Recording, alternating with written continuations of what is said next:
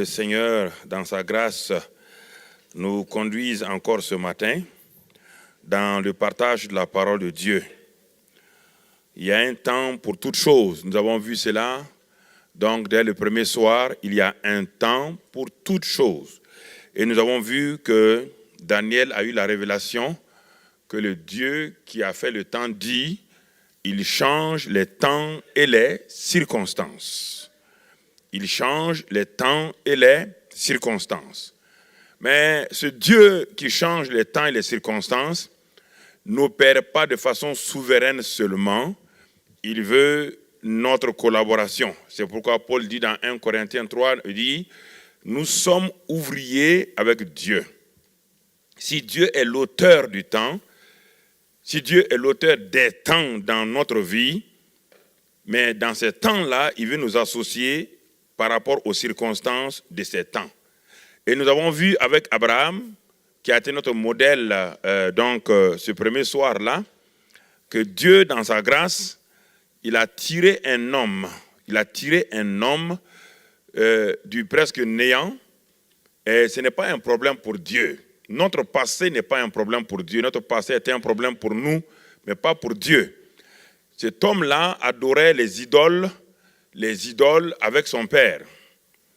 Dans le calendrier humain, il n'avait rien pour impacter le monde. Il n'avait rien. Il était inconnu. Mais Dieu est parti le péché de cet endroit au-delà de l'Euphrate, c'est-à-dire l'actuel Irak, et il l'a amené tout doucement jusqu'à ce qu'il vienne dans sa présence. Et là, quand Dieu a commencé à opérer dans la vie d'Abraham, Dieu a institué des temps dans la vie d'Abraham. Nous avons vu 8 temps concernant les circonstances et la vie d'Abraham. Nous avons vu le temps où Dieu s'est révélé à Abraham. D'abord le temps de l'ignorance dans lequel Abraham est passé. Ensuite, le temps de la révélation du plan général de Dieu pour sa vie, dans Genèse 12. Après ce temps de révélation générale, Dieu maintenant commence à opérer. Et dans ce temps, Abraham ne savait pas comment agir. Mais chaque fois, Dieu était là pour l'aider.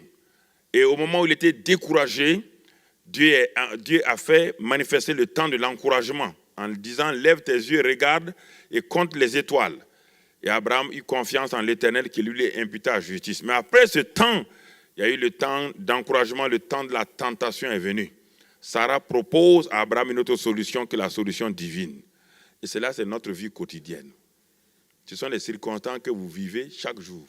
Après un bon message que vous entendez, vous arrivez à la maison ou au service, quelqu'un vous propose une autre solution et vous tombez dans son piège.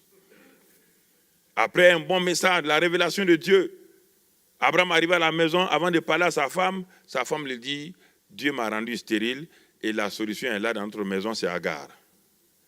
Alors il a oublié totalement ce que Dieu lui avait dit. Et il est tombé dans le piège et ce temps de la tentation a été un temps de détresse familiale, un temps de division, un temps de querelle, de bagarre spirituelle dans la maison. Mais Dieu, qui est le Dieu merveilleux, n'a pas abandonné. Dieu n'abandonne pas. Qu'est-ce que Dieu a fait? Le même Dieu, au moment où Abraham était dans le temps de la détresse, dans le fauteuil de la détresse, il est venu vers lui. Il lui a dit, j'ai un autre nom que tu ne connais pas encore. Je m'appelle El Shaddai. Je suis le Dieu tout suffisant. N'essaie pas de m'aider. Sois mon collaborateur simplement. Collabore et marche avec moi. Et si tu marches avec moi, tu verras les grandes choses se passer. Ce matin, je commence maintenant le second message. Voici le temps de l'invasion. Tel est notre titre. Voici le temps de l'invasion. Le temps de l'invasion. Nous avons dit, notre grand thème, c'est discerner les temps. Si nous devons discerner le temps, nous devons savoir à quel temps nous sommes. Et ce matin, en disant, voici le temps de l'invasion, qu'est-ce que cela veut dire? Pourquoi ce terme de guerre? Invasion. Pourquoi ce terme-là? Parce que nous sommes nés dans le cadre d'un combat spirituel qui se déroule depuis les temps anciens. Et quiconque est né sur cette terre-là déjà, est né dans un contexte de guerre spirituelle. Qu'il le veuille, qu'il ne le veuille pas, il n'y a pas de choix. Ou vous subissez, ou vous dominez. Entre les deux. Il n'y a pas de de moyen terme. Ou vous subissez, ou vous dominez. Mais pour dominer, il faut comprendre qui est Dieu, connaître qui est Dieu avant de faire. Mais sinon, vous subirez les lois de ce monde-là, les lois du monde et les lois de l'ennemi. Alors, à ce terme-là, notre texte de référence ce matin se trouve dans le livre de Josué, que nous connaissons si bien, que nous avons médité plusieurs fois, mais chaque fois que nous étudions ces passages sur un thème donné, on peut retirer de ces textes-là beaucoup de perles précieuses qui peuvent nous aider. Nous allons voir qu'est-ce que Dieu, ce matin, par sa grâce et son Esprit Saint, veut nous enseigner à travers la vie de Josué, concernant notre thème ce matin, le temps de l'invasion. Josué chapitre 1, et regardons le verset 1.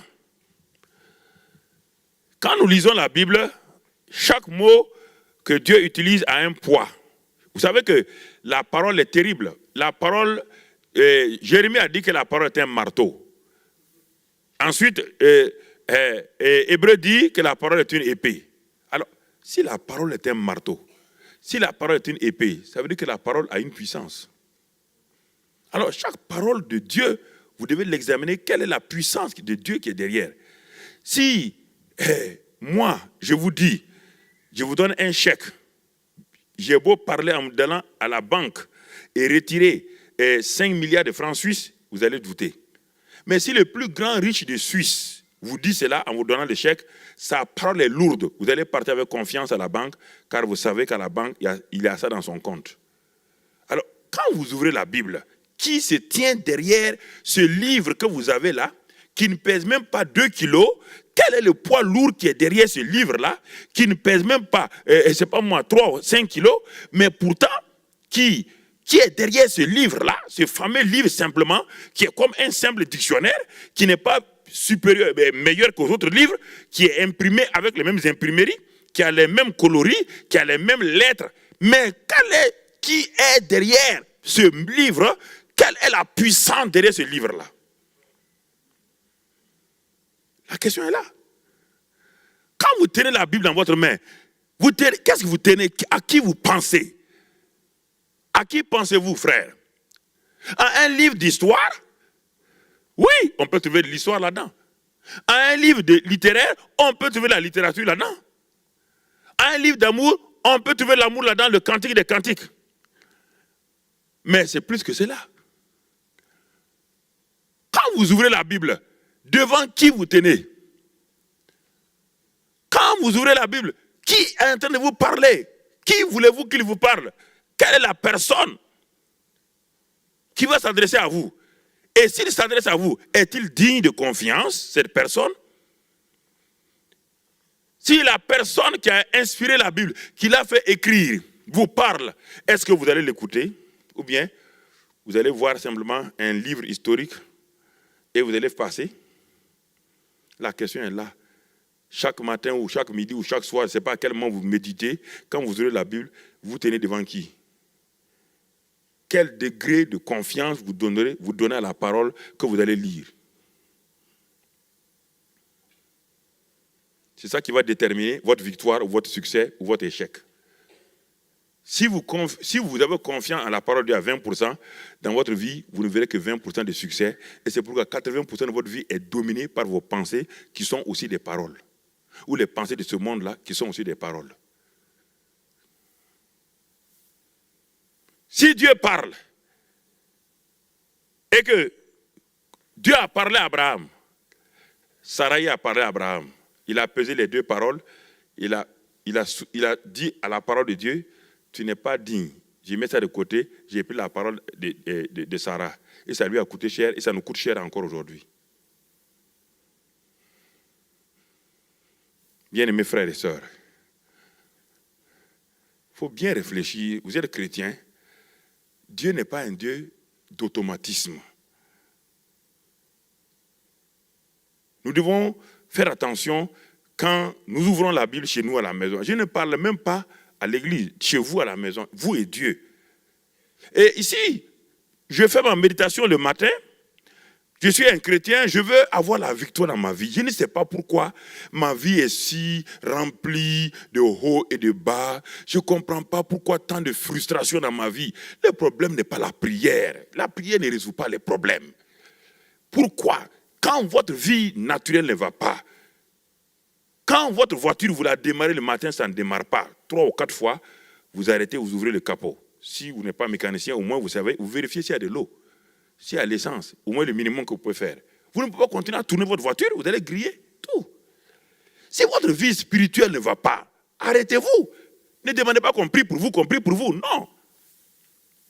Si vous avez une indigestion, vous mangez, vous ne digérez pas, vous ne mangez, vous ne digérez pas, vous vous asseyez devant le médecin et le médecin va diagnostiquer le problème que vous avez. Ne continuez pas à manger. Si votre vie spirituelle ne va pas, si vous n'avez pas la victoire sur le péché, vous n'avez pas la victoire dans vos affaires, vous n'avez pas la victoire dans la famille, si vous êtes chrétien, allez au livre des livres, cherchez à savoir, celui qui a créé la famille, qu'est-ce qu'il dit de la famille? Celui qui a créé l'homme, qu'est-ce qu'il dit de l'homme? N'allez pas ailleurs. Si vous achetez un téléviseur et que le téléviseur tombe en panne, vous partez chez le vendeur de voitures? Non, vous allez chez le vendeur de téléviseurs. Je ne sais pas pourquoi les gens ne sont pas logiques. Pourquoi vous êtes logique dans vos affaires, vous n'êtes pas logique avec Dieu quand vous devenez chrétien? Quand vous devenez chrétien, on dirait qu'on a enlevé votre tête, on a mis autre chose là. Et vous commencez, non, Dieu est logique là. Dieu il est logique. Dieu est le Dieu de la foi, il est le Dieu de la raison. Il a mis les deux en place. Il y a des moments, on n'utilise pas la foi, on utilise la raison simplement. Pour aller de Yverdon à Genève, je n'ai pas besoin de prier par la foi, nous marcherons. Non, Dieu dit, ouvre tes yeux et prends ta voiture, et marche et va. Utilise la raison, n'utilise pas la foi.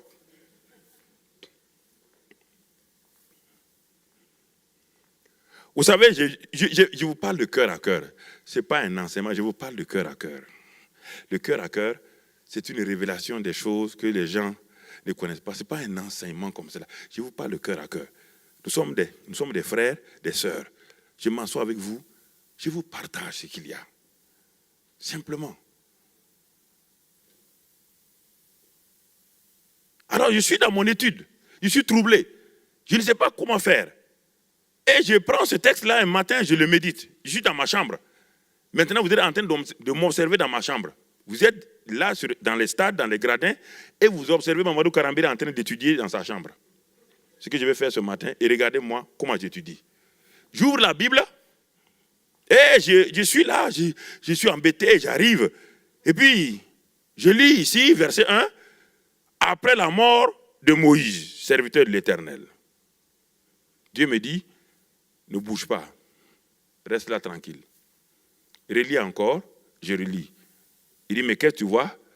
Je dis, Seigneur, je vois après la mort de Moïse. Il dit, mais qu'est-ce que cela veut dire pour toi? Tu n'as jamais connu Moïse physique. Alors, si tu n'as jamais connu le Moïse physique, et que tu as un livre qui parle de la mort de Moïse, qu'est-ce que ça veut dire pour toi maintenant? Aujourd'hui, là, qu'est-ce que ça veut dire? Puisque tu n'as jamais connu Moïse, et tu ne le connaîtras jamais, si ce n'est pas au ciel. Alors maintenant, tu as un livre, on te parle après la mort de Moïse. Et toi, tu as un problème, on te dit après la mort de Moïse. Alors là, je me cale dans ma chaise, je pose la Bible, je ferme les yeux et dis, Seigneur, que veux-tu me dire? Je ne continue pas. Je ne suis pas en train de faire ma lecture un devoir. Je suis en train de chercher à écouter la voix de Dieu aujourd'hui. Je suis dans un temps de frustration, dans un temps où je n'ai pas la victoire, dans un temps où ça ne va pas dans ma vie. Et on me dit, après la mort de Moïse. Et le Saint-Esprit me dit, si on dit après la mort de Moïse, on parle d'un temps. Puisque nous sommes dans le discernement des temps. Après la mort de Moïse, ça veut dire que le temps de Moïse est passé. Et qui est Moïse? Dieu me dit, qui est Moïse? Après la mort de Moïse. Donc quelque chose de nouveau va venir. Si quelque chose de nouveau va venir, il faut d'abord que je sache qu'est-ce qui s'est passé au temps de Moïse? Et qui est Moïse? Pour savoir maintenant, qu'est-ce qui va advenir? Et le Saint-Esprit me dit, mais Moïse, c'est le vieil homme. Après la mort de ton vieil homme, après la crucifixion de ton vieil homme, Romains 6, 6, qu'est-ce qui va arriver?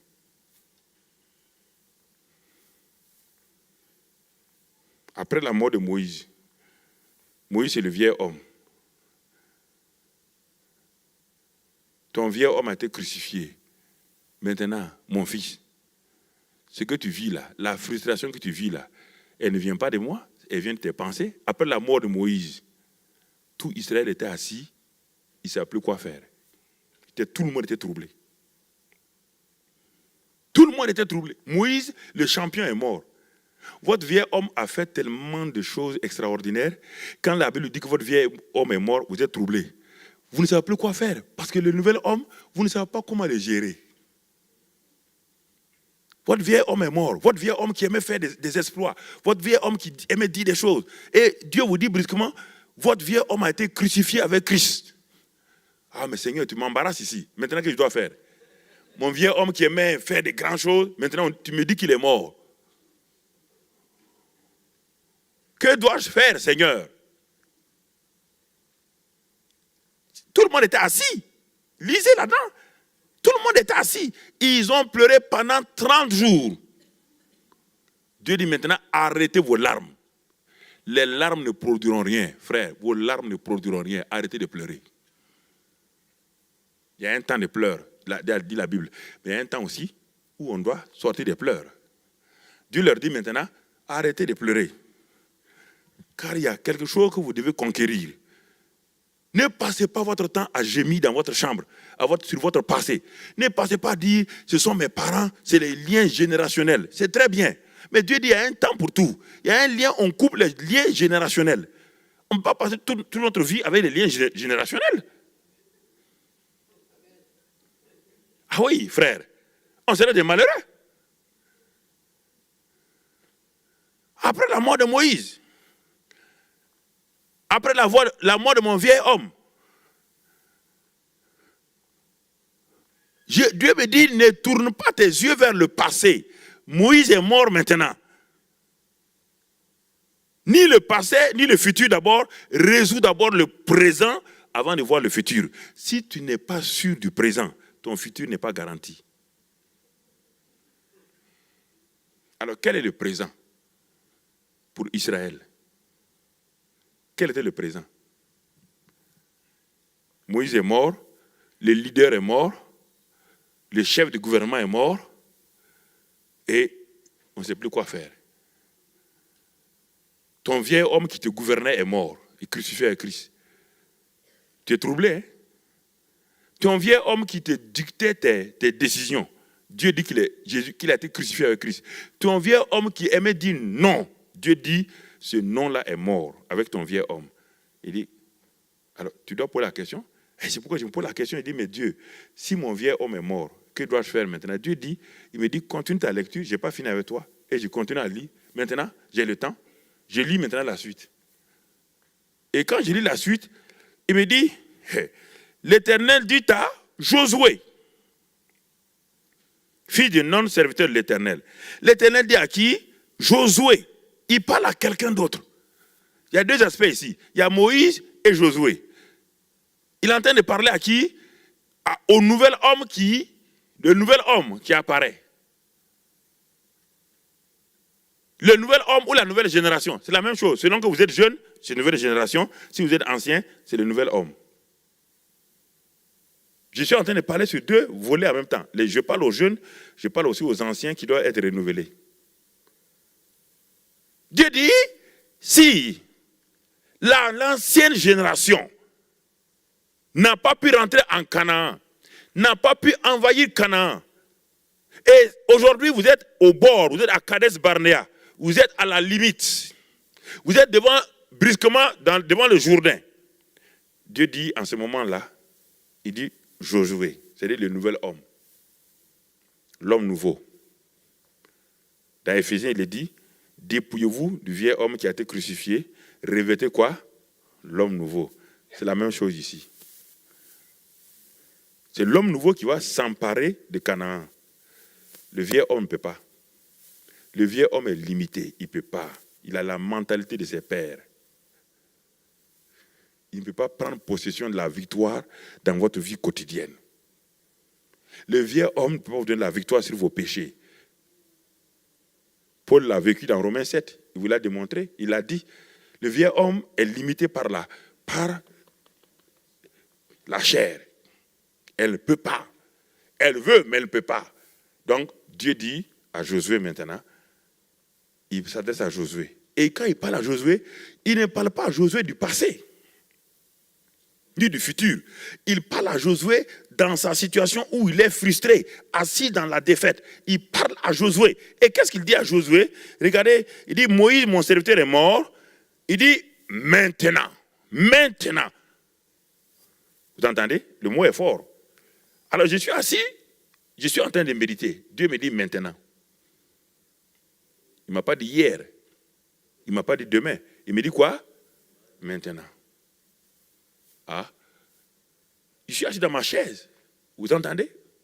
Je suis en train de parler avec Dieu. Je vous ouvre mes pensées, mais vous êtes comme si vous êtes des observateurs, vous êtes en train de regarder quelqu'un qui est en train de vivre quelque chose et de là vous tirez des leçons. Donc je suis en train de parler. Je vous oublie, je suis en train de parler. Je suis en train de parler à quelqu'un. Je suis en train d'exprimer ces pensées qui vont dans ma pensée.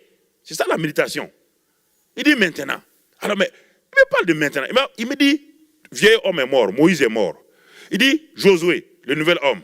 Il dit maintenant.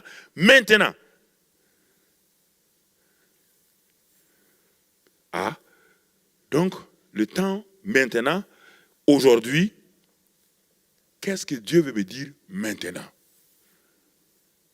Qu'est-ce que Dieu veut me dire là où je suis assis maintenant en tant que chrétien? Qu'est-ce que Dieu veut me dire maintenant? Mon vieux homme n'a pas pu accéder à la victoire. Mon vieux homme n'a pas pu accéder à la vie abondante. Mon vieux homme n'a pas pu vaincre le péché. Et Dieu me révèle que mon vieux homme a été crucifié. Dieu m'amène dans Romains, je lis Romains et j'arrive à une conclusion que j'étais ignorant parce que mon vieux homme a été crucifié, je ne le savais pas. Et maintenant Dieu me dit que par la résurrection de Christ, il m'a justifié, il m'a donné un nouvel homme, c'est-à-dire la nouvelle création que je suis, et je suis né de nouveau. Il me dit maintenant, c'est l'homme nouveau que lui il a à faire. Lui il a déjà crucifié l'homme ancien, c'est terminé. Et qu'est-ce que je vais faire avec ça? Le maintenant et concerne l'homme nouveau. Mon homme nouveau. Il me dit, Dieu s'adresse à l'homme nouveau. Il dit maintenant, l'homme nouveau, Josué. Qu'est-ce que Dieu dit? Dieu dit à l'homme nouveau, simplement, lève-toi. Ne continue pas la suite là. Ne lis pas, lève-toi et passe les journées pour entrer. Non, si tu fais comme c'est une lecture. Dieu te parle, lève-toi. Ah, si tu dis lève-toi, ça veut dire quoi? Tu étais quoi? Soit couché ou assis dans la défaite. Si on te dit lève-toi, ce n'est pas simplement un geste physique. On ne te demande pas d'un geste physique. On te dit lève l'homme nouveau. L'homme nouveau qui est né là, mais qui est faible là, fortifie-le, lève-le. Si ton homme nouveau qui continue à être assis, le diable et tout ce que Dieu t'a promis, tu n'entreras jamais en possession de cela. Il dit lève-toi. Ce n'est pas physique. Josué ne s'est pas levé d'un seul coup, s'est arrêté. Non, frère, c'est plus que cela. Lève ton homme nouveau. Nouvelle génération, levez-vous maintenant. Ça veut dire qu'il y a quelque chose, c'est un ordre. Et dans cet ordre-là, il y a en même temps la puissance. Quand Dieu parle, quand Dieu a parlé que les étoiles soient, la parole est sortie, là, en même temps la parole puissante, la puissance de Dieu accompagne la parole. Dieu ne vous dira, quand Jésus a dit à cette femme prise en flagrant délit d'adultère, va et ne pêche plus, ce n'est pas un simple conseil. Va et ne pêche plus, ça veut dire qu'il a donné la capacité à la femme de ne plus tomber dans ce péché-là.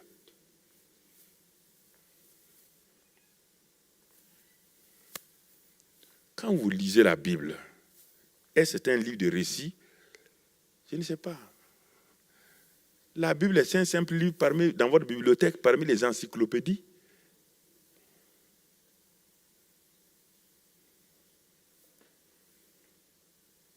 Si la Bible est simplement considérée comme un livre de votre encyclopédie, alors là, je comprends pourquoi votre vie est comme cela. Des hauts et des bas, des montagnes russes, des montagnes helvétiques.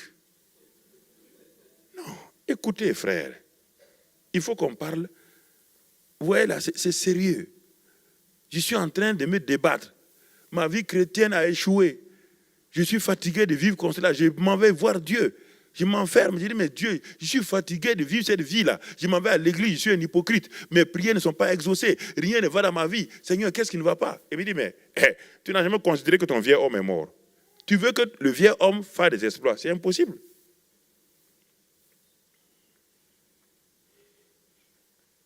Tu n'as jamais considéré ça d'abord. Ton problème vient du fait que tu veux opérer avec ton vieil homme. Est-ce qu'on peut opérer avec un mort?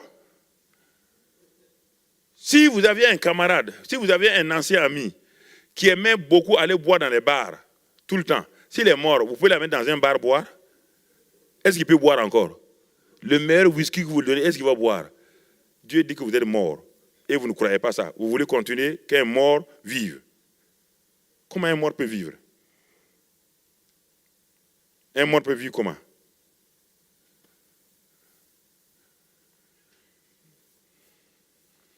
Moïse est mort, c'est fini.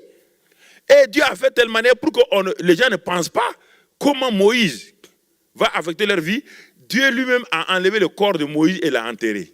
Du coup, aujourd'hui, personne ne sait où Moïse a été enterré. Pour que le passé soit définitif. Les choses anciennes sont passées. Toutes choses sont devenues nouvelles. Dieu a enlevé lui-même le corps de Moïse. Pour que les gens n'aient pas fait pèlerinage sur le tombeau de Moïse.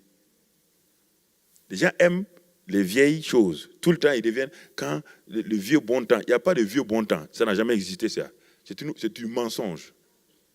Ce que vous appelez le vieux bon temps, là, ça n'a jamais existé. Quand vous étiez dans ce vieux bon temps, là, vous étiez en train de pleurer. Ce que vous appelez aujourd'hui dans notre vieux bon temps, dans votre vieux bon temps, là, il y a 40 ans en arrière, est-ce que vous étiez heureux? Maintenant, vous dites votre vieux bon temps. Vous voulez vous comparer à qui? À la nouvelle génération. Mais en réalité, vous n'êtes pas heureux dans votre vieux bon temps. Il y a des langages que nous utilisons qui n'ont pas de sens. C'est des langages traditionnels. Et un chrétien doit enlever la tradition de sa bouche, doit remplir sa bouche des paroles de Dieu, doit remplir sa bouche des paroles effectives, des paroles productives, des paroles productrices. Des paroles efficientes, efficaces. Des paroles qui ont un impact. Des paroles qui produisent la vie et non pas des paroles qui produisent la mort. Un chrétien ne doit plus mettre dans son langage des paroles, c'est impossible, ça n'ira pas. Non. C'est terminé ça. J'ai fini avec ça à 20 ans. Ces paroles, vous ne les trouverez plus dans ma bouche. J'ai rempli ma bouche des paroles de Dieu. Dieu dit, remplis ta bouche de mes paroles. Parle comme je parle. Agis comme j'agis. Et alors, le succès t'accompagnera. Il n'y a pas de la prière. Non. Remplis ta bouche. Agis. Selon ce que tu as médité, et le succès t'accompagnera. Voilà ce qu'il a dit à la nouvelle génération, Josué, le verset 8. Mais on n'est pas arrivé là. Nous sommes au verset 1. Ne saute pas aller au verset 8, tu n'as pas encore digéré le verset 3, 4, 5, 6, 7. Le problème, c'est que les gens pensent que lire la Bible, c'est lire un chapitre par jour. Non. Jésus dit que la parole de Dieu est la nourriture. Est-ce qu'on mange 6 plats par jour? On mange un plat principal, une entrée et puis une sortie s'il y en a.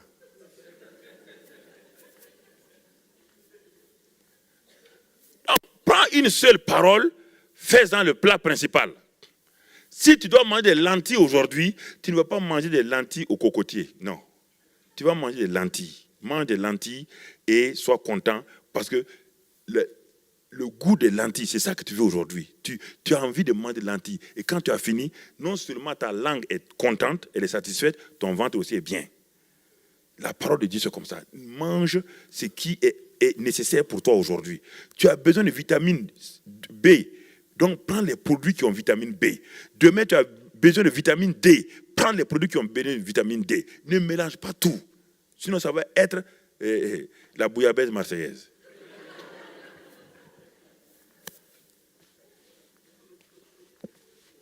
Vous voyez, frère, il dit, lève-toi, homme nouveau.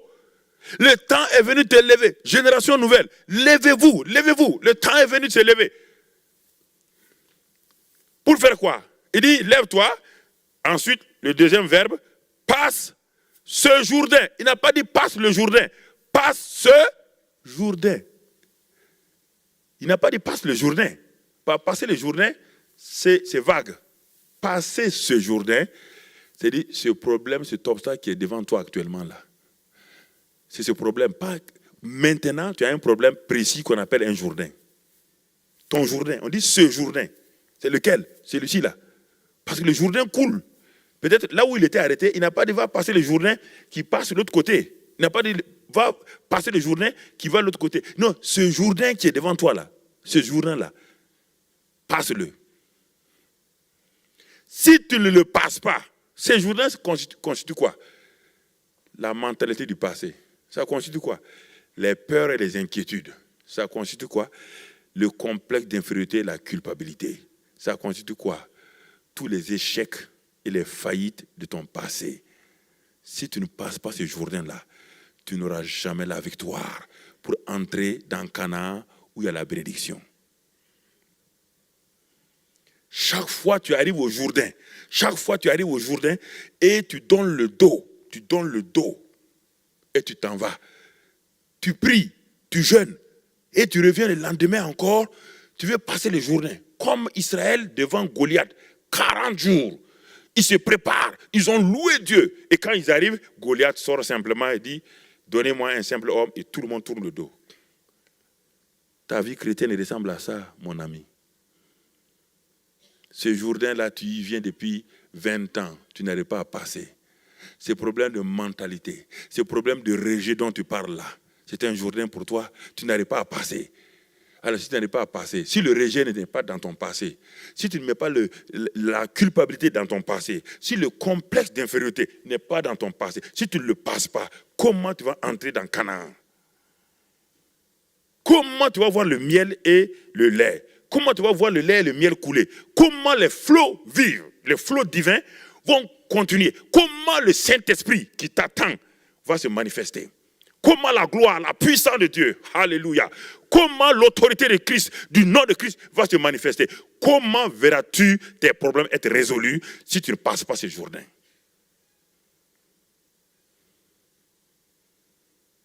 Comment? Tu es bloqué, tu es paralysé.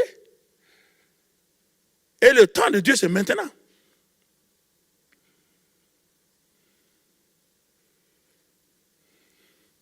Chaque 1er janvier de l'année, tu fais des vœux à Dieu. Mais avant le 3 janvier, tu les as tous cassés.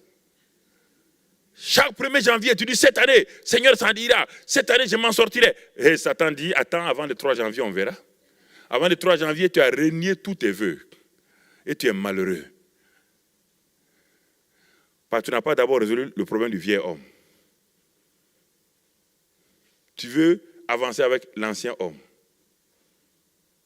Ça ne marche pas. Dans le royaume des cieux, l'ancien homme ne peut pas opérer. Dans le royaume des cieux, c'est le nouvel homme qui doit avoir. Et le royaume des cieux, sur la terre, pour les Israélites à l'époque, c'était Canaan. Ce n'était pas le paradis. Canaan n'est pas le paradis. Non, c'était une étape de la vie chrétienne victorieuse, comme on l'appelle chez nous, la VCV. Canaan, c'est la VCV, la vie chrétienne victorieuse.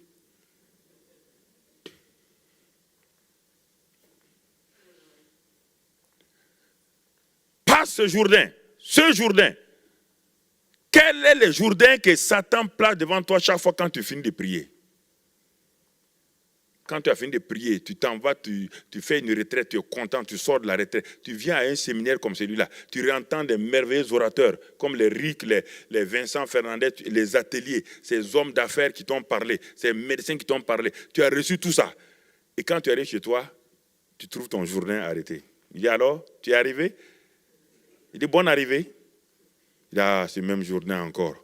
Il est encore là. Mais Dieu dit alors, On t'a équipé, non? Cette fois-ci, pas ce journée. Ah Seigneur, c'est pas possible. Non, non, non. Je ne suis pas Rick. Je ne suis pas Vincent. Si j'étais Rick, à la rigueur, je passerais. Dieu dit, mais tu t'appelles qui? Le nouvel homme, Josué. Tu ne t'appelles pas Moïse. Moïse, ça veut dire sauver des eaux. Josué, c'est autre, sauveur. C'est différent là. Deux mots différents. Un qui est sauvé, un qui est sauveur. Tu prends qui? Sauvé ou sauveur? Ah, les deux noms ont un sens, non? Moïse, c'est quoi? Il veut dire sauver des eaux. Josué, c'est quoi? C'est le nom de Jésus. C'est le nom de Jésus dans l'Ancien Testament. Jésus et Josué, c'est la même chose. Tu ne peux pas gagner avec Moïse. Il faut que tu gagnes avec Josué.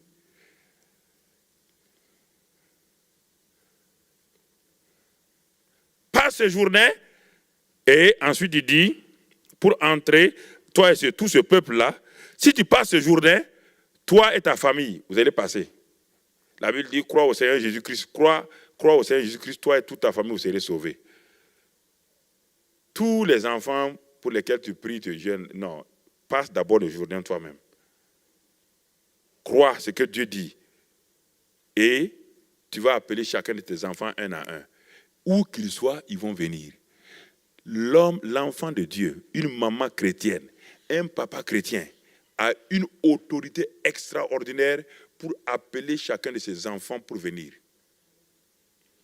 Le diable n'a aucun pouvoir sur ton enfant.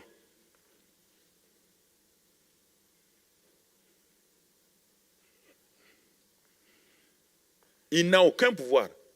Aucun. Si ce n'est que nos mentalités, nos traditions autres qui bloquent nos enfants. Tant qu'on n'a pas cette révélation, on est ainsi, on dit, bon, on va le laisser, bon, on va voir, on va ceci ou cela. Mais non! Dieu dit à Josué, je t'affirme, Josué, si tu te lèves, si tu laisses tomber les pensées sur Moïse, là, le passé, là, si tu laisses ça tomber, ce que tu as vu dans le désert, là, vos faillites dans le désert, vos rébellions dans le désert, c'est ça votre passé. Si tu laisses tout ça passer et tu te lèves maintenant avec ce que je vais te dire, la parole nouvelle, la vision nouvelle, toi et ce peuple-là, toi et tous ces hommes-là, ces 2 millions d'hommes-là qui te suivent, là, les femmes et les enfants-là, ils vont rentrer dans le pays-là. Quelle parole puissante! Quelle parole puissante! Toi, si un seul homme, Josué, va obéir à Dieu pour faire rentrer en Canaan 2 à 3 millions de gens, et toi, tu ne peux pas amener ta famille de 5 personnes à Christ, ce n'est pas normal là. Josué n'a pas le Saint-Esprit comme nous l'avons. Il n'était pas né de nouveau. Mais il a pris Dieu au sérieux. Et il a amené plus de 2 millions de femmes et d'hommes en Canaan, à cause de ce que Dieu lui a dit ici. Et Dieu te fait la même promesse. Crois en moi, tu seras sauvé, toi et toute ta famille. Et tu n'es que le seul sauvé de ta famille. Et jusqu'à présent, personne n'est sauvé.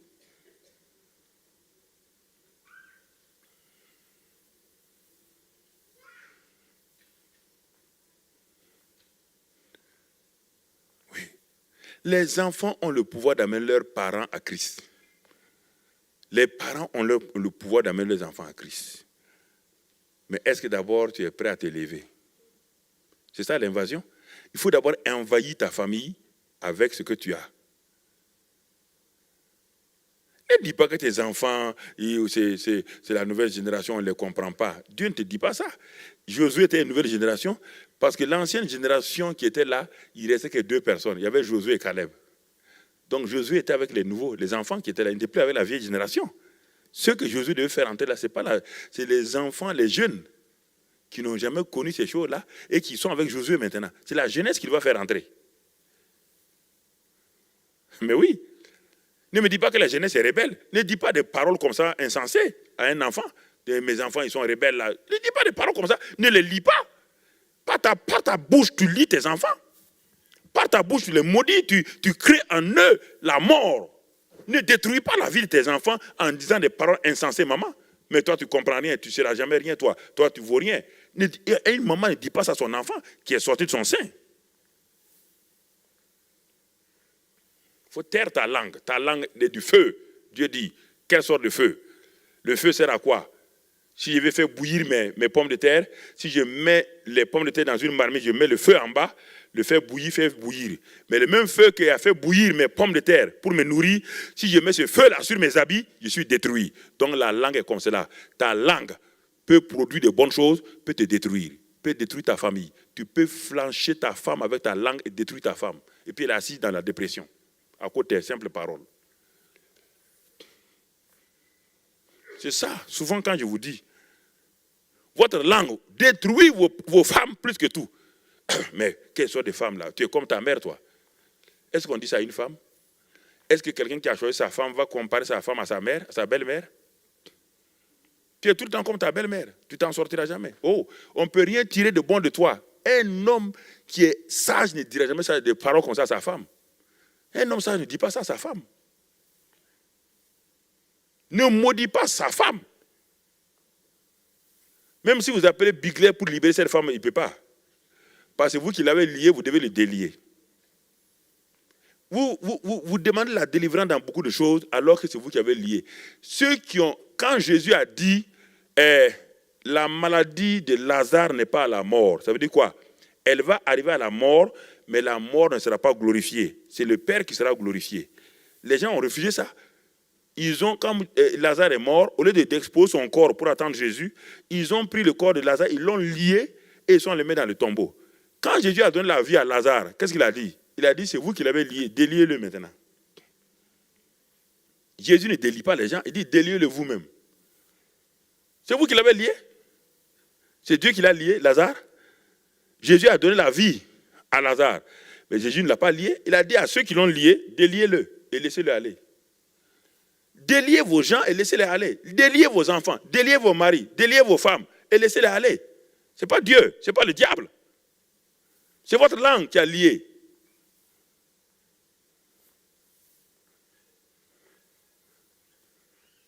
Ça, c'est votre responsabilité. Dieu est responsable, vous êtes responsable. Ne me dites pas que Dieu viendra, vous liez votre enfant, Dieu va venir le délier, il va le faire comment? C'est vous qui l'avez fait. Repentez-vous et déliez votre enfant. Bien-aimés frères, nous comprenons? Dieu parle. Ce Jourdain. Dieu dit ce Jourdain. Dieu dit le pays que je te donne. Et quel est le pays que Dieu donne? On regarde, Dieu définit ce pays-là. Maintenant, qu'est-ce que Dieu donne? Il dit verset 3, maintenant 3 et 4. Tout lieu que foulera la plante de votre pied, je vous le donne, comme je l'ai dit à Moïse. Vous aurez pour territoire depuis le fleuve et le Liban, jusqu'au grand fleuve, et le fleuve de l'Euphrate, tout le pays des Essiens, jusqu'à la grande mer, vers le soleil couchant. Dieu vient de définir clairement ce qu'il donne au peuple, à Josué et à tout le peuple qui le suit. Il a défini, il a donné toutes les frontières. Et si on avait le temps de regarder cela, le frère Rick est là, et les grands théologiens sont là. Si vous regardez le verset 4 là, si vous le regardez et vous mettez les mots, les noms exacts aujourd'hui, vous allez trouver le nom Israël ici, dans le verset 4. Vous allez déjà trouver le mot Israël sans que ça n'ait été prononcé.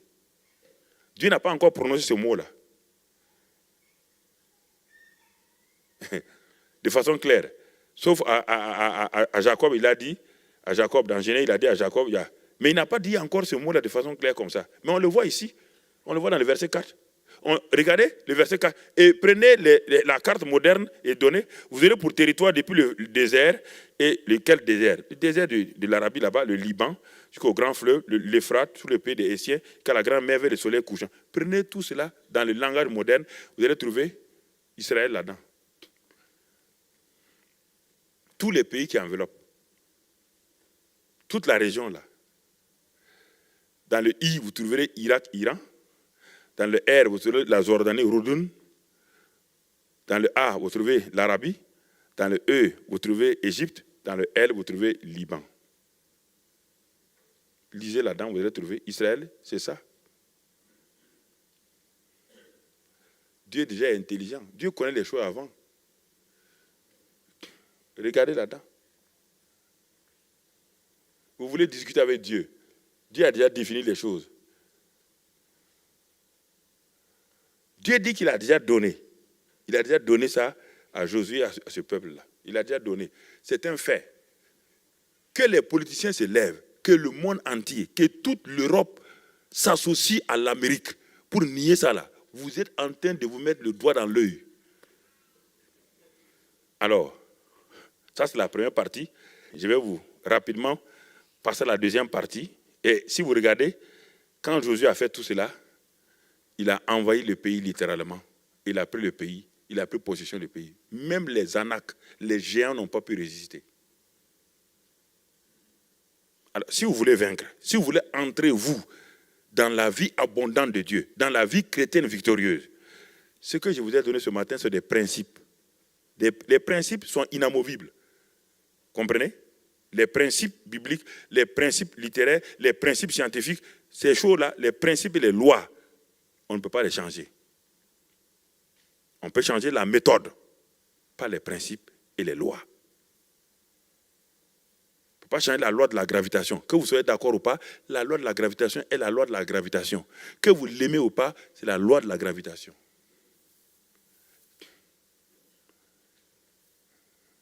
C'est la loi de la gravitation. Parfois, il y a des choses qui bloquent les gens dans leur vie de prière. Ils ont des contradictions, ils s'en vont prier le même Dieu. Mais Dieu les regarde, mais comment peux-tu rejeter ma parole d'un côté et tu veux ma bénédiction de l'autre côté? Réfléchissez vous-même. Comment Dieu, si vous étiez chez Dieu, là, est-ce que vous allez répondre à cette personne-là qui rejette votre parole de ce côté-là et qui vient de l'autre côté pour demander? C'est ce qui fait que les gens ne sont pas exaucés. Ils critiquent Dieu ici, et puis en même temps, ils se tournent, ils veulent Dieu ici. Dieu dit, ah non, si tu me critiques de ce côté-là, tu ne peux pas m'avoir là. Ou tu es d'accord avec moi à 100%, ou tu n'es pas d'accord. Parce que la loi de l'intimidation influence aujourd'hui les gens. Ils ont peur de leur position. Ils ont peur d'avoir une opinion biblique. Ils ont peur de s'arrêter, de s'enraciner dans la parole de Dieu. On dit c'est du vieux jeu, c'est dépassé. Rien n'est dépassé. Dieu est dans l'éternité, il n'est pas dans le temps. Le temps, même le temps, quand nous disons que nous sommes aujourd'hui dans le modernisme, nous sommes dans le 21e siècle, c'est par rapport à qui? Le 21e siècle, c'est par rapport à qui? Ce n'est pas par rapport à l'Europe, ni par rapport à l'Afrique. Le 21e siècle, c'est par rapport à quelqu'un qu'on appelle Jésus-Christ. Et nous terminons par Jésus. Jésus aussi, quand il est venu, lisons dans Marc 1. Marc 1, rapidement. Je vais prier pour les gens ce matin avant de terminer. Regardons dans Marc 1, s'il vous plaît, Marc 1. Marc 1. Et regardons le verset 14. On va avoir presque les mêmes expressions. Avec Moïse, avec Josué, on a dit après la mort de Moïse. Maintenant, avec Jésus, on dit quoi? Après que Jean eut été livré. Vous voyez encore? Comparaison pour comparaison, vous voyez? Avant que Jésus ne démarre, quelqu'un est mort. Quelqu'un doit mourir. Il s'appelle Jean. Et Jean était la fin, en quelque sorte, de cette loi de Moïse que Moïse a menée. Parce que Jean est le plus grand prophète que Jésus a dit selon la loi. Il a dit, de tous ceux qui sont nés de femmes, il n'y a pas eu quelqu'un qui est aussi grand que Jean. Il a terminé la loi. Et Moïse aussi était celui qui est venu avant que Josué ne vienne. Vous voyez, après Moïse, il y a eu Josué. Après Jean maintenant, il y a Josué encore, mais Josué avec le nom nouveau, Jésus. Et qu'est-ce qu'il va amener aussi? Jean est venu, il a fait de grandes choses, mais Jean a échoué. Jean aussi est mort. Lui aussi, il a échoué. Alors, Dieu envoie son fils maintenant. Comme au temps de Josué, Moïse a fini, et lamentablement, par un échec, où Dieu lui a dit, ne me parle plus, Moïse monte et meurt, et je vais t'enterrer. Et Dieu l'a enterré, Dieu lui a fait une grâce. Il a dit que son corps a été, Jude dit que son corps a été, du moins il y a eu une lutte entre Satan et Michel. Mais Dieu, quand Michel a eu la victoire, il a donné le corps à Dieu, Dieu a enterré le corps.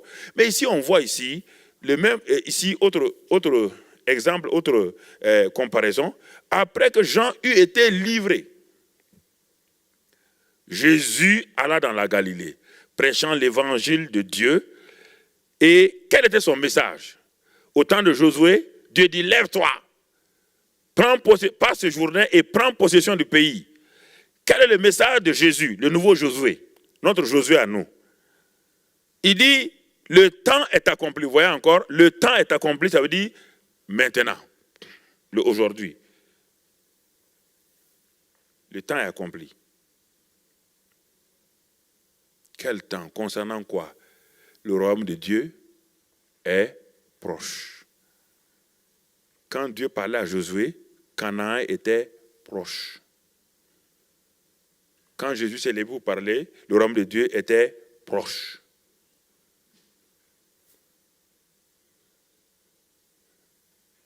Et il nous parle, Jésus nous parle.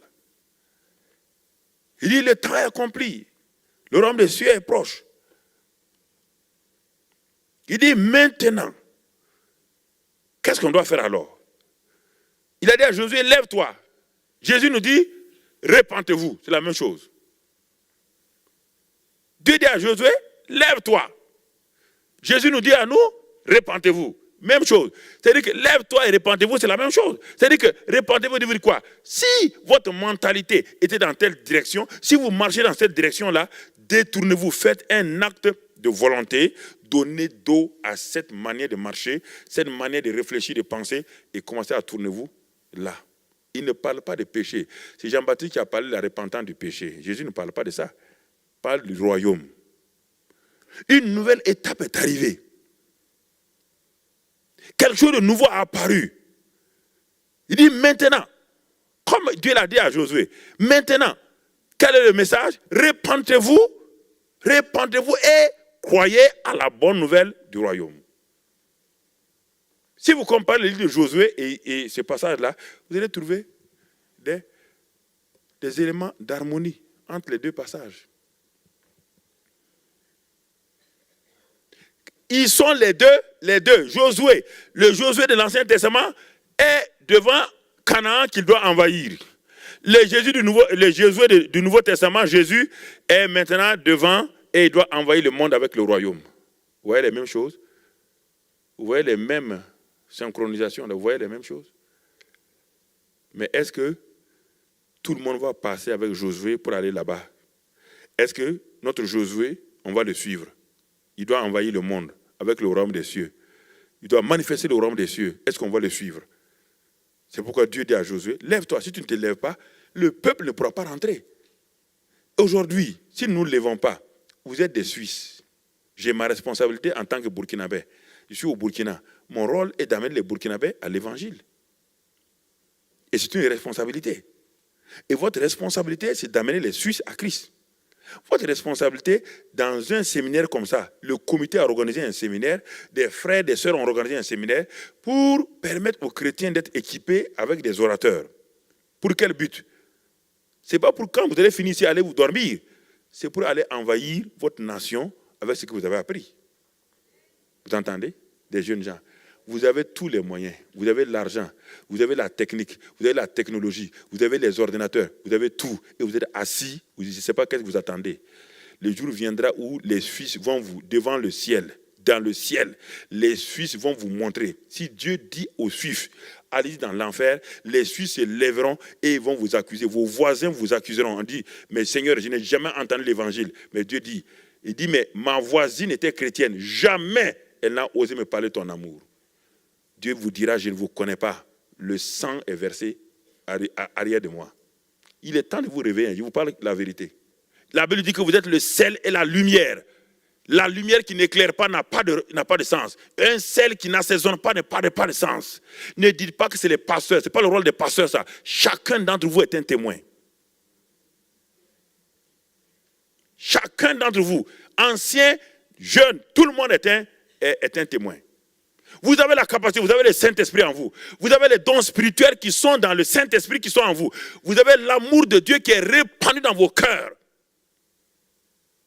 Regardons, quand Jésus dit le royaume est venu, quel est ce royaume-là? Dans Luc 17, 20, il dit, le royaume est au milieu de vous. Les pharisiens ont voulu justifier leur échec. Les pharisiens de l'époque ont voulu justifier leur échec. Ils ont dit, non, où est le royaume? Jésus dit, ils ont dit, mais tu parles du royaume. On ne voit pas le royaume. Ils ont voulu se justifier.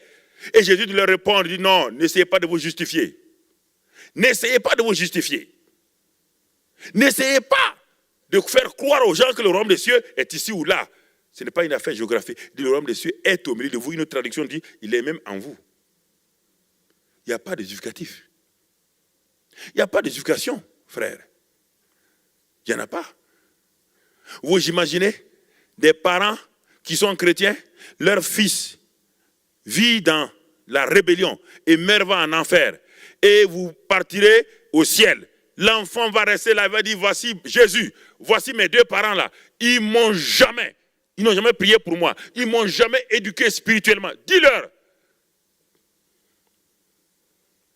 Vous serez heureux d'être au paradis, votre enfant en enfer. Et vous êtes assis, ça ne vous révolte pas, ça ne vous fait pas lever pour aller, pour évangéliser. Je ne comprends pas comment vous pouvez vous asseoir avec vos parents qui vont en enfer en train climatisé de Satan. Je préfère vous parler clairement et nettement. Vous avez tout. Vous avez tout. Tout est là. Tout. Si vous voulez discerner le temps, commencez à le discerner maintenant. Jésus a parlé sévèrement. J'ai dit, mais vous discernez le temps. Et mais vous ne savez pas quel est le temps maintenant de la moisson? Il dit, la moisson est là, elle est mûre. La Suisse est mûre. Pourquoi les gens se suicident? Parce qu'ils cherchent Dieu. Quand quelqu'un se suicide, pourquoi la jeunesse se drogue? Parce qu'ils n'ont pas de repère. Alors que vous êtes assis avec la plus grande puissance, le plus grand amour. La Bible dit dans Romains 14, 17, il dit le royaume de Dieu ne consiste pas à manger, à boire. Romains 14, 17, il dit mais le royaume de Dieu c'est l'amour, la joie et la paix par le Saint-Esprit. Le royaume de Dieu, ce n'est pas une affaire géographique ni théologique, simplement ou doctrinale. Il dit le royaume de Dieu est en vous. Vous êtes nés dans le royaume par le Saint-Esprit. Alors ce royaume-là, par le Saint-Esprit, il a mis en vous l'amour, la joie et la paix. Et ce n'est pas fini. 1 Corinthiens 4, 20, il dit, le royaume de Dieu ne consiste pas en parole simplement, mais en puissance. Chacun d'entre vous ici a la même puissance que Jésus avait, a la même puissance que Paul avait, a la même puissance, a le même amour, a la même joie, a la même paix, parce que le Saint-Esprit est l'auteur de tout cela. Vous ne pouvez pas vous justifier. Vous ne pouvez pas avoir raison devant Dieu. Je vous le dis, vaut mieux vous réveiller. Vous ne pourrez jamais vous justifier devant Dieu. Parce que Dieu ne vous dira pas, Dieu ne vous a pas dit d'aller par votre propre force. Il a dit, je vous donne mon Saint-Esprit, je vous donne ma puissance. Les anciens ont fait le travail. Des gens, des paysans que Dieu a été obligé de susciter. Parce que les gens refusaient. Dieu est allé regarder un de vos paysans. Il s'appelle Marc Bigler. Et Dieu est parti le prendre là. Et a élevé un paysan pour lui donner une onction prophétique, pour délivrer des gens. Cela veut dire que maintenant, la génération actuelle doit dire, c'est vrai, nos Moïse sont là, mais nous, nouvelle génération, et nous aussi, même les anciens, nous voulons être renouvelés. Vous ne pouvez pas aller partout. Vous pouvez prier pour les gens, vous pouvez gagner des gens dans votre maison. Prenez la liste de vos parents, la liste de vos amis, commentez à prier chaque jour, criez à Dieu, pleurez, jusqu'à ce que Dieu les saisisse. Vous avez le temps de regarder la télévision 3 heures. Vous avez le temps de regarder beaucoup de concerts. Allez dans les grandes maisons. Vous n'avez pas le temps de prier pour vos parents, vos amis. Quelle est cette amitié-là? Vous voyez votre ami en train d'aller dans le feu et vous le laissez partir. Vous l'aimez en quoi? C'est pourquoi la jeunesse se révolte et attire votre attention. La jeunesse est en train de vous parler et vous les regardez, vous dites, mais ils sont rebelles. Ils ne sont pas rebelles. Ils sont en train d'exposer quelque chose qui ne va pas dans votre génération. Ils sont en train de vous dire, nous mourrons et vous ne faites rien pour nous. Ils n'ont pas besoin de sandwich. Ils n'ont pas besoin de ces choses. Ils ont besoin des chrétiens authentiques, réels, qui ont la vie et qui passent la vie dans la génération.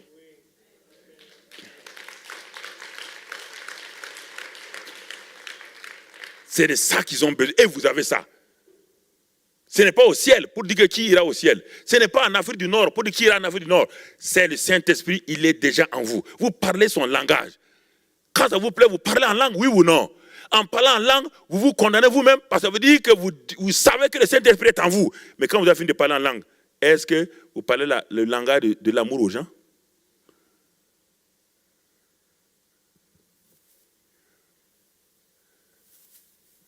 Très important, frères et sœurs.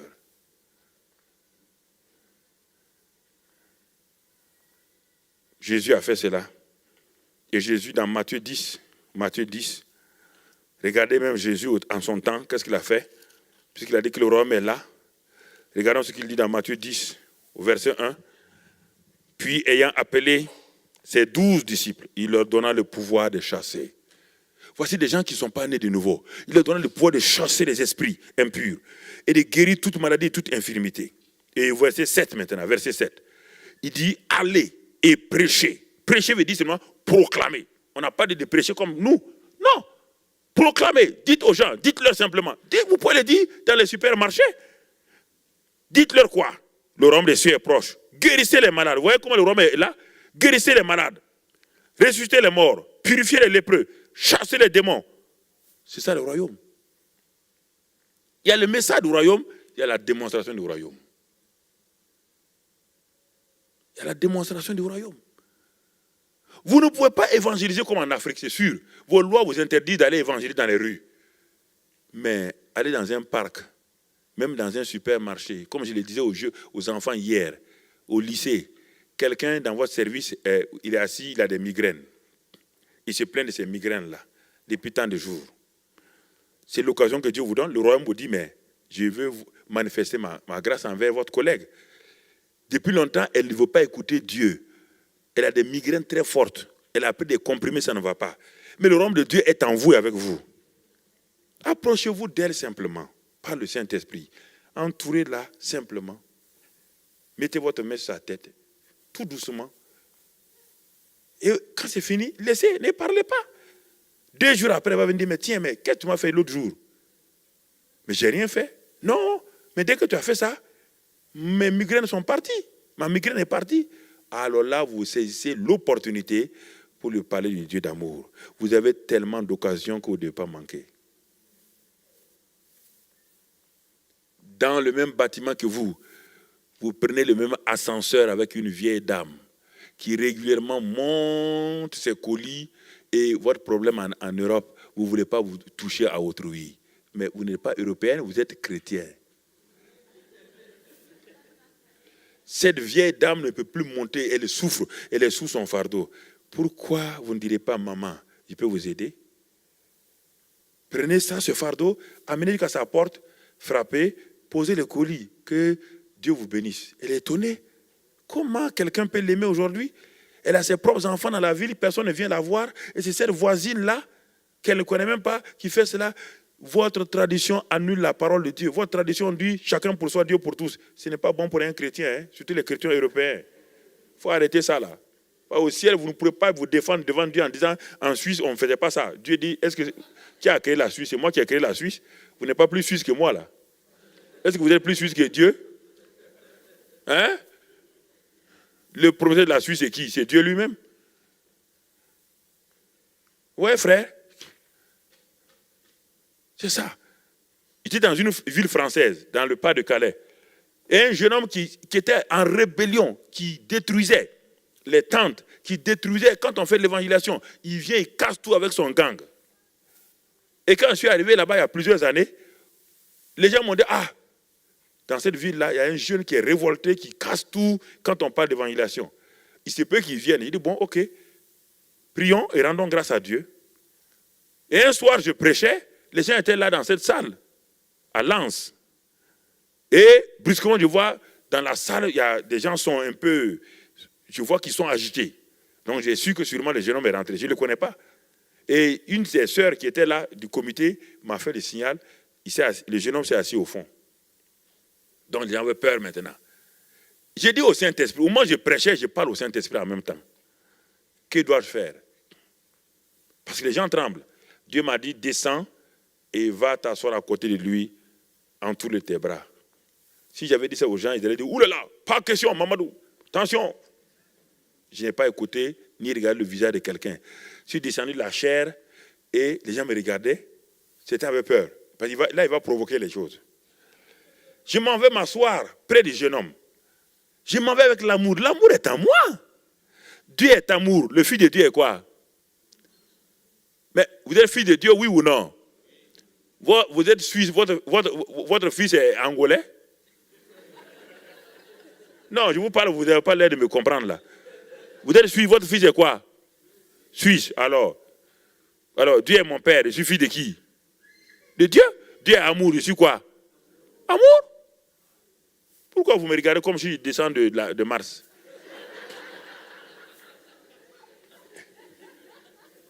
Je ne descends pas de Mars. Je suis allé simplement avec l'amour qui est en moi. L'amour qui est en moi. L'amour est en moi. Je suis lumière, je suis sel, je suis amour. Je suis parti m'asseoir à côté de lui. Il était renfroyé et tout. J'ai posé ma main et dit, Dieu vous aime. Cette phrase a brisé ce jeune homme-là. Il a commencé à pleurer. Ce soir-là, il s'est donné à Christ. Et le lendemain, il suivait les jeunes gens qui distribuaient des traités dans la ville là. Et les commerçants de la ville qui le connaissaient ont dit non, il n'est pas converti. Il est en train de rouler ces gens-là. Mais les gens ont vu sa conversion. Je peux vous donner des anecdotes dans ça plusieurs fois. L'amour de Dieu. Je voyageais de l'Inde. J'ai pris l'avion en Inde. J'étais fatigué. Dans l'avion, j'étais très fatigué. Et je venais. Donc, quand on a pris l'avion, on venait sur Paris. Ça fait des heures et des heures. Et dès que je me suis assis, et on voulait servir des repas, et au moment où celles qui devaient servir les repas, Dieu me dit, j'avais un document qu'on appelle la voix des hommes d'affaires de plein évangile. Si tu connais les hommes d'affaires de plein la voix. Je voulais lire ça. Dieu me dit, il y a un couple qui est rentré. Ce sont des gens qui viennent de l'Égypte. La femme était au hublot, à la fenêtre. Le monsieur était au milieu, moi j'étais là. Et leurs enfants derrière. Alors, quand j'ai pris mon journal, la revue Voix, pour lire, le Saint-Esprit me dit, la femme était dépressive. Elle parlait mal à son mari, elle réagissait mal. Je voyais la dépression, tout ça, tous ses fronts, tout ça, les cernes. Je voyais qu'elle était dépressive. Alors, la voix du Saint-Esprit me dit, ce journal que tu as dans ta main, là, tu as saisi là, l'amour de Dieu est sur le journal. Donne-le à cette femme. J'ai dit à Dieu, tu as vu comment elle parle à son mari? Tu vois comment elle écrit sur son mari. Si je lui donne ça, elle va renvoyer le journal sur ma femme. Pap! Dieu me dit, l'amour ne juge pas. Donne. Alors, j'ai pris ma respiration. Et j'ai dit, madame, prenez le journal. J'ai dit dans mon anglais brisé. Elle a pris le journal. Son mari m'a regardé comme si j'étais un homo sapiens. Mais il s'est dit, mais il va se faire avoir ce gars-là. Mais il ne connaît pas ma femme. Hein. Effectivement, quand j'ai fait ça, j'ai tourné ma face. Et j'ai vu la femme, on nous avait amené les repas. Donc les hôtesses avaient amené le repas. J'ai commencé à manger tout en ayant un œil sur elle.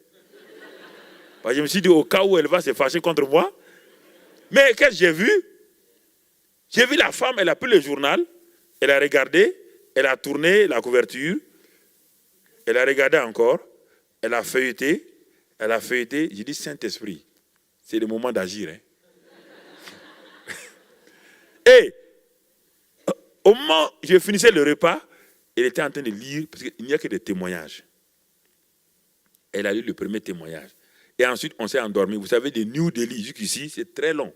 Toute la nuit, on a voyagé. On arrive à Paris vers 6 h du matin. Quand on s'est réveillé, je pars pour prendre mes bagages à Roissy. Sur le même tapis, là, la femme est venue, son mari, ses enfants. Ils ont couru pour venir m'embrasser. Il dit, mais qu'est-ce qui s'est passé? Dans l'avion, cette nuit-là, la femme s'est donnée à Christ avec la prière dans le journal. La famille était radieuse.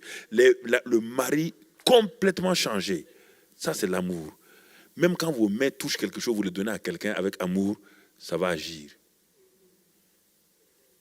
Ça va agir. Le royaume de Dieu, c'est l'amour. La justice, c'est vrai, la paix, la joie. C'est l'amour qui fait tout. Apprenez à donner ces choses-là. Priez sur ça avec amour. Votre enfant est rebelle. Posez vos mains sur ses coussins. Priez avec amour, maman. Prenez ces coussins-là, mettez sur votre cœur. Vous avez enfanté cet enfant dans la douleur. Dieu connaît vos souffrances.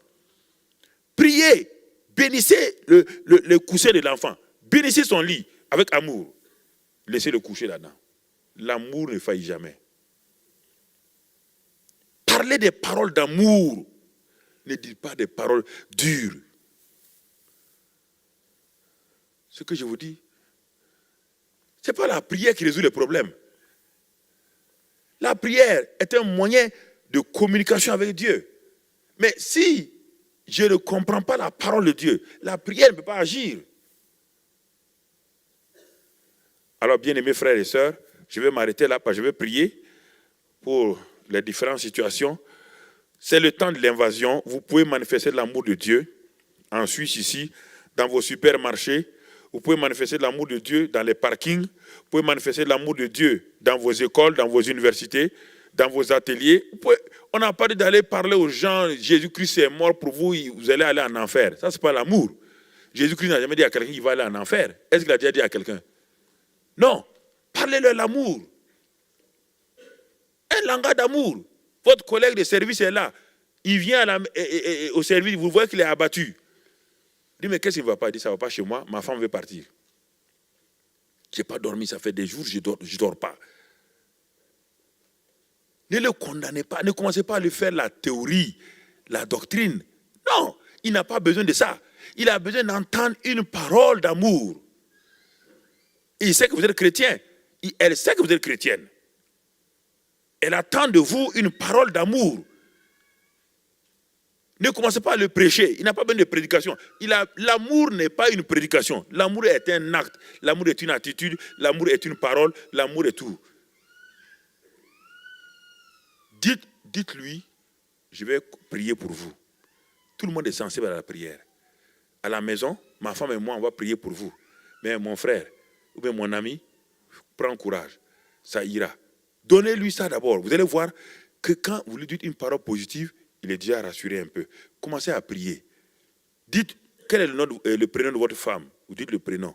Priez. Peut-être Dieu peut vous révéler qu'il y a un problème spirituel, qu'il y a un problème de démon, qu'il y a un tel problème. Continuez à prier. Et vous allez voir dans 15 jours, il va venir au service et dire, mais tiens, ça commence à changer. Hein? Ma femme, elle a laissé tomber la pensée de divorce. Maintenant, elle dit, bon, il faut qu'on s'asseye pour parler. Qu'est-ce qui fait qu'on ne s'entend pas? Alors, vous allez continuer à prier. Et en cet homme-là, un jour, il va s'ouvrir à Christ. C'est ça l'invasion, comment envahir. Dans les lycées, c'est la même chose. Dans le lycée ou dans l'université, vous voyez tout le temps à la récréation, quelque part, un jeune homme qui est tout le temps dans un coin, il parle à personne, une jeune fille qui est renfrognée quelque part. Vous êtes chrétien, vous êtes jeune chrétien, rempli de l'amour de Dieu, priez pour que Dieu vous donne l'occasion d'aller parler à cette jeune fille-là. N'allez pas lui dire que Dieu, oui, a envoyé Gabriel pour parler à Marie. Ça ne l'intéresse pas. Ça ne l'intéresse pas. La fille est là, là. Venez, elle est rejetée par tout le monde. Vous êtes chrétien, allez-y vers elle. Peut-être elle va résister dans un premier temps, croyant que vous êtes hypocrite comme les autres. Mais si elle voit que vous avez l'amour, vous allez conquérir cette jeune fille-là. Et vous allez, au fur et à mesure que vous allez la conquérir, vous allez gagner son cœur. C'est ainsi qu'on envahit les supermarchés. C'est ainsi qu'on envahit les marchés. C'est ainsi qu'on envahit les bureaux. C'est ainsi qu'on envahit les quartiers, les bidonvilles, les quartiers qui sont là. C'est ainsi qu'on envahit les universités et les collèges. C'est ainsi qu'on s'en va simplement. Et c'était là que beaucoup de nos jeunes ont pris conscience. On a tellement envahi les prisons que le gouvernement nous a donné les 12 prisons de Burkina pour rentrer dans les prisons. On a vu des prisonniers être changés totalement. On va dans les hôpitaux et on voit cet homme-là qui est couché, n'a pas d'argent. Il a une ordonnance, il ne peut pas payer les médicaments. Nous payons les médicaments simplement. Simplement. On ne lui parle pas de Jésus d'abord. On lui montre comment Jésus aime les gens. On dit à sa femme, donne-nous l'ordonnance. Et on va à l'hôpital, à la pharmacie. On achète les médicaments, on vient donner. Ils sont touchés. Même s'ils ne sont pas chrétiens, ils sont touchés. Et demain, quand nous revenons, ils vont dire, mais pourquoi vous avez fait cela? Quelle est votre religion? En Afrique, on demande ça vite. Quelle est votre religion? Ah non, nous sommes chrétiens, bon voilà, on aime Jésus. Et c'est une porte qui s'ouvre pour les avoir. Demandez quel est l'acte que vous pouvez poser, l'acte d'amour, les paroles d'amour que vous pouvez dire à quelqu'un. En tant que jeune converti, il y avait un hôpital des cancéreux derrière Toulouse, l'université au pont suspendu. Un hôpital, j'étais jeune converti, mais j'avais l'envie d'aller prier pour les gens. Je ne comprenais pas tout. Je suis allé dans cet hôpital-là avec un jeune converti qui est avec moi. Et on a frappé à la porte de l'hôpital, ils nous ont ouvert. On dit non, nous on est des jeunes chrétiens, on vient pour prier pour les malades. Les médecins nous ont regardé comme ça. Bon, ils ont remis la tête, ils ont dit bon, entrer. Ils nous ont montré une salle, là, une grande salle à l'époque. Donc c'était en 73. Une grande salle où les malades étaient alignés comme ça, couchés, malades souffrants. On est passé de lit en lit, on ne comprend pas beaucoup de choses. On dit Dieu vous aime, on s'arrête un peu, on prie pour les gens. Et quand on a fini, on nous a dit maintenant, il y avait un endroit, un petit carré là. J'ai vu encore, ils ont élevé des choses. Il dit que là-bas, c'est les cancéreux au stade final. Quand on est entré dans cet endroit-là, l'odeur de la chair, c'était terrible. Mais on n'a pas peur. On était deux. On est rentré là, et les cancéreux qui souffraient, on leur avait fait des morphines, on avait tout. Ils ne pouvaient pas dormir, ils souffraient. Mais ce jeune homme et moi, on a dit, bon, c'est l'amour. On était approchés de chacun, on a posé les mains, recevez la paix. Le samedi prochain, nous sommes revenus. Les docteurs ont dit, mais ce n'est pas possible. Nos malades ont passé la meilleure nuit. Les infirmiers de garde ont dit, Père, aucun des cancéreux n'a gémi. Il y avait un repos, une tranquillité. Il dit, mais venez le plus souvent. Je ne peux pas dire, je ne peux pas vous dire aujourd'hui que j'ai vu des cancéreux guéris. Je ne le sais pas. Mais ce que j'ai vu, la paix était dans cet hôpital-là. On appelle ça l'hôpital derrière le pont suspendu, derrière l'université des sciences sociales de Toulouse. C'est pour vous dire que vous avez tout en vous. Vous avez tout pleinement en Christ. Tout est en vous. N'essayez pas d'avoir encore des choses. Ne soyez pas demandé à Dieu. Ça, c'est les sanctuaires. Les sanctuaires demandent, il n'est jamais satisfait. Donnez. Donnez ce que vous avez. Le peu que vous avez donné, Dieu va multiplier. Donnez l'amour à ceux qui ont besoin d'amour. Donnez un acte de joie à ceux qui ont besoin de joie. Donnez une imposition des mains à ceux qui sont malades. Simplement. Ne dites pas, vous n'êtes pas pasteur. Vous êtes témoin de Christ. C'est ça l'invasion. C'est ce temps aujourd'hui. Laissez vos jeunes gens, dites-leur de partir, organisez-les. Ils vont dans les parkings. La jeunesse est aujourd'hui mobilisée. Dans l'église, ne les enfermez pas avec des concerts. Après, ils seront déconcertés.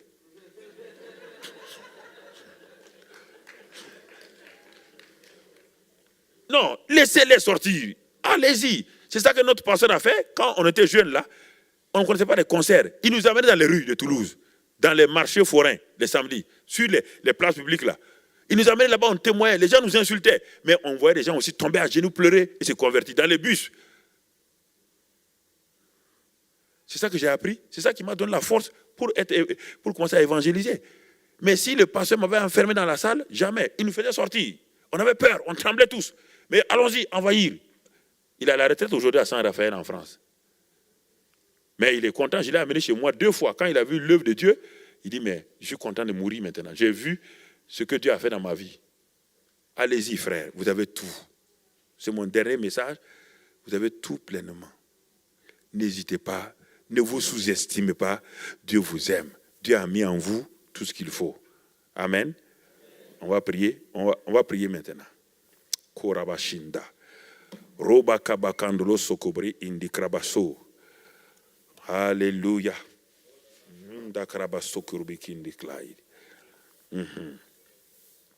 Si vous êtes comme Josué, fatigué, vous avez peur, les entrailles sont nouées. Vous avez peur parce que vous savez qu'il y a un Jourdain devant vous auquel vous êtes confronté régulièrement et vous partez, le Jourdain vous rabroue comme un Goliath qui vous ramène comme Israël. Tu te tiens debout, tu poses ta main sur tes entrailles. Tu te tiens debout. Si tu es comme Josué qui a peur, qui est assis, qui dit est-ce que je peux faire cela, je ne peux pas faire, je ne suis pas habilité. Et tu es confronté à un Jourdain régulièrement, à un Goliath régulièrement, et tu vas et tu reviens. Tu te tiens debout parce que la peur, le rejet, la culpabilité, le complet d'infériorité, comme Gédéon, tu as peur, tu ne sais pas, jeune homme ou bien femme, tu te lèves, tu mets tes mains sur tes entrailles. C'est la première prière que je vais faire maintenant.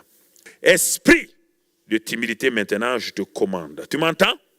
Dans l'autorité du nom de Christ Jésus, je te commande, tu ne peux pas continuer à tourmenter ces hommes et ces femmes, les empêchant d'entrer dans leur Canaan spirituel, les empêcher d'entrer dans leur victoire. C'est pourquoi, esprit de timidité, je te lis ce matin, je brise ton pouvoir d'intimidation sur ces hommes et ces femmes, qui les empêche, qui les fait peur, qui les limite. Je te réprime ce matin, dans le nom de Christ Jésus, je commande, esprit de timidité, esprit d'intimidation, esprit maintenant, je te demande, libère ses entrailles.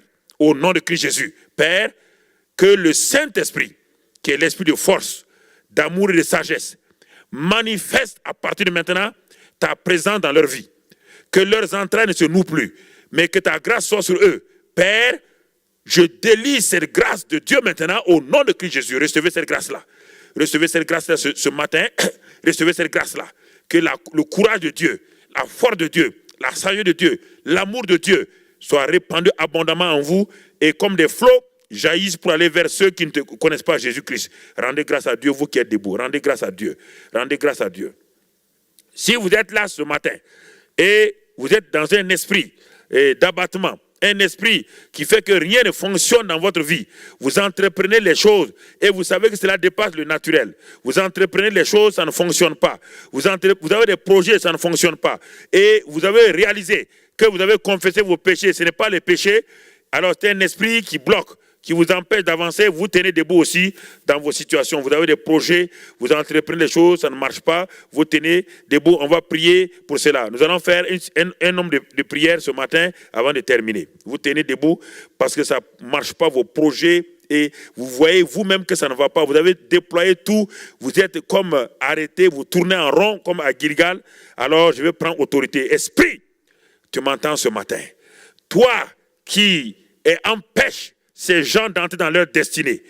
Et les projets qu'ils forment par la grâce de Dieu, tu les empêches. Ce matin, je viens contre toi dans l'autorité du nom de Christ Jésus. Je commande, esprit maintenant, je brise ton pouvoir. Je réprime ton pouvoir ce matin dans le nom de Christ Jésus. Ouvrez mon retour un peu, n'ayez pas peur de ma grosse voix. Ouvrez mon retour en face de moi. Au nom de Christ Jésus, je te réprime ce matin dans la grâce de Dieu. Je te commande, esprit, d'ôter toute barrière, tout obstacle devant ces hommes et ces femmes-là. Dans le nom de Christ Jésus. Père, je commande à cet esprit qui empêche ces hommes d'entrer dans leur destinée, je réprime cela au nom de Christ Jésus. Recevez la grâce de Dieu ce matin et que les portes s'ouvrent devant vous. Que les éclus des cieux s'ouvrent sur votre vie au nom de Christ Jésus. Rentrez dans votre succès maintenant au nom de Christ Jésus. Asseyez-vous. Je vais prier maintenant pour tous ceux qui ont des problèmes Dieu. Vous ne voyez pas bien ou il y a un œil qui ne voit pas. Vous êtes myope et vous avez des problèmes d'oreille. Vous avez des problèmes d'oreille. Vous n'entendez pas bien ou vos oreilles font des bourdonnements. Et vous vous levez, vous tenez des problèmes d'yeux et d'oreilles maintenant. Croyez simplement. Je vais faire une seule prière pour vous. Vous avez des problèmes d'yeux et des yeux qui coulent, des picotements où les yeux ne voient pas. Merci beaucoup. Et vous avez des problèmes d'oreilles. Ça n'entend pas bien. Mettez votre main, si c'est l'oreille, mettez la main sur l'oreille. Si c'est les yeux, mettez les mains sur les yeux. Croyez maintenant. Le Saint-Esprit est là avec l'autorité du nom de Christ Jésus. Père Saint, Père de grâce, je viens contre ces esprits de surdité qui se manifestent par des problèmes au niveau des oreilles. Esprits qui se manifestent dans les yeux par des mauvaises visions. Je vous réprime ce matin. Dans le nom de Christ Jésus, je commande à cette myopie, je commande à ce glaucome, à cette pression dans vos yeux. Le docteur dit qu'il va vous opérer, madame. Maintenant, croyez, cet œil droit-là, je réprime maintenant cet esprit qui crée ce glaucome, cette pression dans vos yeux. Et je commande que les yeux fonctionnent maintenant. Je commande au larmoiement et au picotement. Je commande à cette mauvaise vision qui vous empêche de voir loin. Je réprime maintenant que je commande aux yeux de fonctionner. Maintenant, vos oreilles qui ne fonctionnent pas, je commande aux oreilles, à l'endurcissement des oreilles. Je réprime cela ce midi-là. Je commande à vos oreilles. Oreilles, vous m'entendez? Je vous réprime ce matin. Et je commande maintenant, oreilles, ouvrez-vous et fonctionnez maintenant. Je commande au bourdonnement de cesser. Je commande maintenant que les yeux et les oreilles fonctionnent parfaitement au nom de Christ Jésus. Et recevez la grâce de Dieu, recevez la guérison ce matin au nom de Christ Jésus. Maintenant, je vais prier pour ceux qui ont des problèmes de cœur et d'hypertension, des problèmes de diabète. Vous tenez debout. Vous mettez vos mains sur vos cœurs. Si vous avez une angine de poitrine, si vous avez des problèmes au niveau des reins, si c'est au niveau du pancréas, et tout cela, vous tenez debout. Les reins, pancréas, donc tout ce qui est tension, souvent c'est mélangé, les reins, les pancréas, tout est mélangé. Mettez votre main sur votre corps maintenant. Esprit, tu m'entends, esprit d'infirmité. Toi qui se manifeste dans ces corps par toutes sortes de problèmes, d'angines de poitrine, de problèmes de cœur, de palpitations, de mauvaise circulation sanguine dans les pieds. Maintenant, je réprime ces infirmités-là ce soir. Et je commande à l'esprit d'infirmité qui se manifeste maintenant dans les cœurs, dans les reins, dans le pancréas, et qui amène le diabète, qui amène toutes sortes de maladies, qui amène des fonctions rénales à ne pas se manifester, je réprime cela ce matin. Dans l'autorité du nom de Christ Jésus, je commande maintenant à cet esprit d'infirmité, par l'autorité du nom de Christ Jésus, je te réprime ce matin. Je commande de cesser de fonctionner dans ces corps. Je libère maintenant. Femme, je vous vois à ma gauche, vous avez des lourdeurs de pieds. Quand vous levez chaque matin, vous ne pouvez pas marcher. Parce que la circulation sanguine, a dit le médecin, ne fonctionne pas. Je vois comme des choses bleues dans vos pieds, les veines. Maintenant, et vous portez des chaussettes, spécialement pour tenir la circulation sanguine. Madame, croyez maintenant, je réprime cette maladie-là. Je commande à la circulation sanguine de fonctionner. Vous ne porterez plus ces chaussettes-là. Je vois ces chaussettes noires avec des fleurs. Je réprime cela au nom de Christ Jésus. Ce malfonctionnement de circulation. Maintenant, je commande à ses genoux. Une autre sœur, vous avez des problèmes de genoux. Et pour marcher, ça craquelle. Vous ne pouvez pas aller loin. Maintenant, je réprime ces douleurs au niveau de vos genoux. Je commande dans le nom de Christ Jésus. Je réprime maintenant, tu m'as entendu, ces arthroses dans les genoux. Je réprime cela au nom de Christ Jésus. Vous avez des arthroses dans les bras, dans les pieds. Vous avez des arthroses au niveau de vos épaules. Et à cause de ça, vous ne pouvez pas lever les mains. Je réprime cette arthrose maintenant. Je commande à cette arthrose, à ces rhumatismes qui maltraitent vos articulations. Je réprime cela ce matin dans le nom de Christ Jésus. Je commande que tout problème d'hémorroïdes, tout problème de tumeur, mettez vos mains si vous avez des tumeurs malignes ou non malignes. Vous avez des tumeurs au niveau. Là, vous avez une tumeur au niveau de la prostate, vous avez un cancer au niveau de l'utérus, ou bien au niveau du côlon, à quelque niveau que ce soit, et si elle n'est même pas maligne encore, mettez votre main. Vous avez des grosseurs dans votre corps, mettez votre main. Vous avez peur au niveau de votre sein, mettez votre main là-bas maintenant. Nous allons prier pour contre ces esprits-là, qui sont des esprits de destruction et de mort. Nous allons prier contre eux. Esprit de destruction et de mort. Toi qui t'appelles tumeur maligne ou non maligne, toi qui te manifestes par ces grosseurs, ces fibromes et ces kystes, toutes ces grosseurs, je vous réprime ce matin dans le nom de Christ Jésus. Je commande à toutes ces tumeurs-là, je les réprime ce matin dans l'autorité du nom de Christ Jésus. Je commande à tumeurs, je commande à ces grosseurs-là maintenant de se disloquer totalement par la puissance du Saint-Esprit. Je commande à cette tumeur au niveau du sein, au niveau de l'utérus. Je commande à cette tumeur au niveau du côlon. Je commande à cette tumeur à n'importe quelle partie du corps. Je réprime cela ce matin dans le nom de Christ Jésus. Et Père, maintenant qu'au nom de Christ Jésus, ils reçoivent la guérison. Je commande à cette descente d'organes au niveau de cette maman. Vous avez une descente d'organes. Vous avez une femme et le médecin a dit qu'il y a une descente d'organes à votre niveau. Mettez votre main sur votre bas-ventre maintenant. Mettez votre main sur votre bas-ventre. Je commande à cette descente d'organes dans cette femme-là. Je réprime maintenant cette descente d'organes. Je commande que cet organe-là remonte à sa place. Au nom de Christ Jésus, je commande maintenant que toutes les maladies dont je n'ai pas cité le nom, qui fonctionnent dans votre corps, je les réprime ce matin et je commande à ces maladies de partir. Recevez maintenant la guérison au nom de Christ Jésus. Recevez la guérison au nom de Christ Jésus. Dites Amen. Recevez la guérison au nom de Christ Jésus. Recevez la guérison ce matin au nom de Christ Jésus. Recevez la délivrance ce matin au nom de Christ Jésus. Recevez la guérison au nom de Christ Jésus. Merci Père. Au nom de Jésus, j'ai prié. Amen. Que Dieu vous bénisse. Amen.